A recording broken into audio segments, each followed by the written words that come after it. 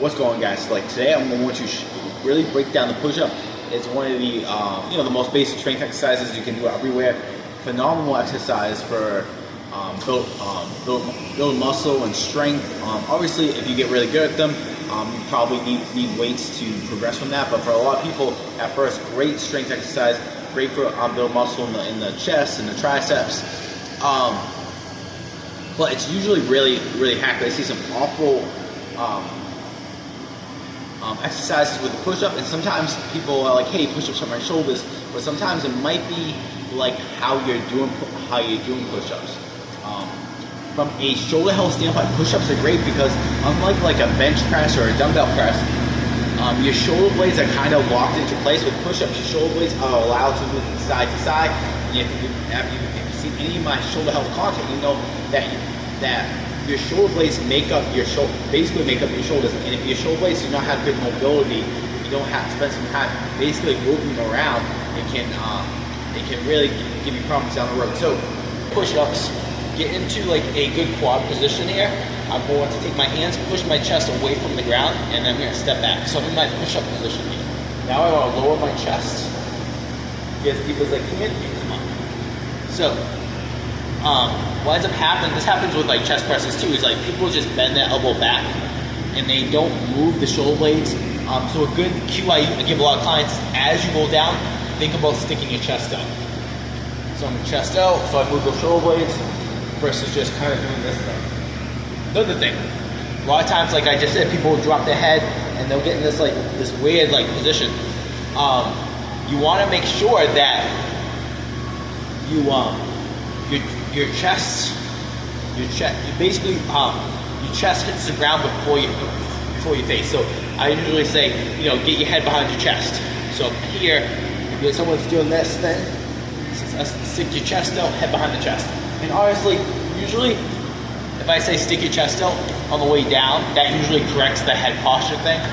So the second fault is like my lower back. I want to make sure I have a neutral spine. I want my lower back to drop in. Then you irritate your lower back. Plus, if you really control the midsection, this is a decent core exercise, especially if you're on the beginner side. So I want to get here, a little tension in my glute, keep that back flat as I go down. Make sure that I'm not arching like this.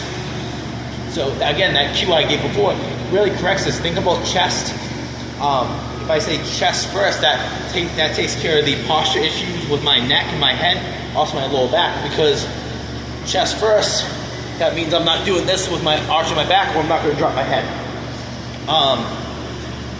So those are probably the two biggest faults. So let's just go over if you can't do a push-up. So say you can't do a proper push-up on the ground.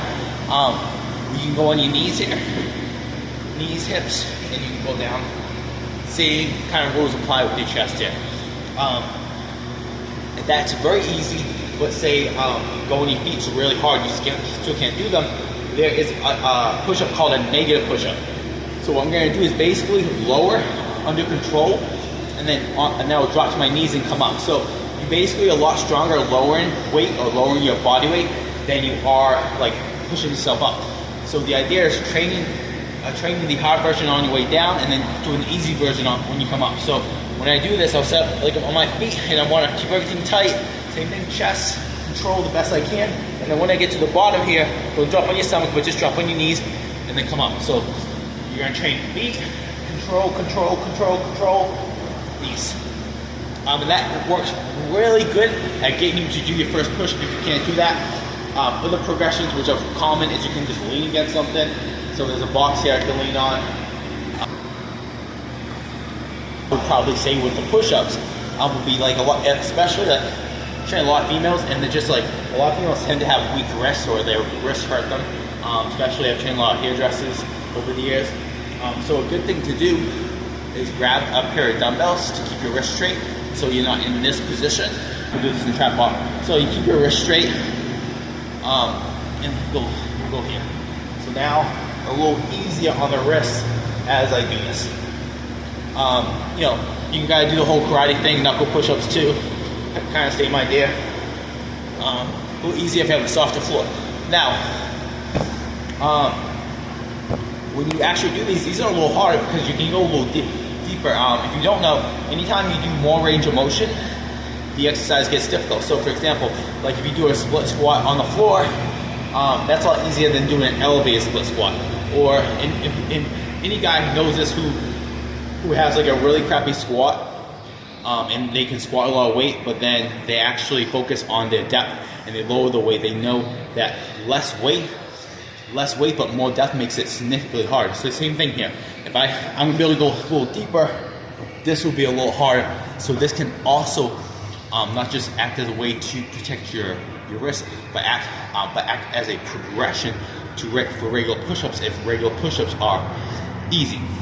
A couple more progression ideas I want to give you guys is if I'm doing a push-up here, I can elevate my feet on a box, plates, because then I start using more of my body weight. So I think they say a regular push-up, you're lifting about 70% of your body weight. So if you lift your feet, you'll be lifting more. A few more progressions I like is if you're good at push-ups, you can always hold at the bottom, say each rep you hold for 3 seconds, 1, 2, 3. That makes it significantly harder. A great variation. I do this with a lot of exercises, especially for people who work out home but they don't have much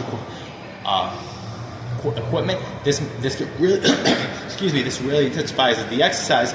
Is do 1.5 reps. So I'm going to basically come all the way down. I come halfway up, back down, come up, all the way down, halfway up, all the way up. Those make it much harder. Focus on the pecs a little more. Plus, it just increases the intensity. And intensity is what drives strength and muscle. So if you don't have much weight to use, this push-up variation can be a great one. One of my favorite push-up variations, because I'm probably a meathead at heart, is I like to put a plate on my back. So I'll take a plate, put it on my back. I'll get set up, and I love doing like really heavy weighted push-ups. I think they're a lot of fun. So those are some push-up variations. That's how to do a push-up properly. That's some regressions for you, some progressions based on where you are at. If you have any questions about push-ups or anything else, you guys can comment below. If you're watching this on YouTube, I appreciate if you subscribe so you can get all my new videos. If you see this on Instagram, make sure you follow me for daily strength, muscle building, and strength and conditioning tips.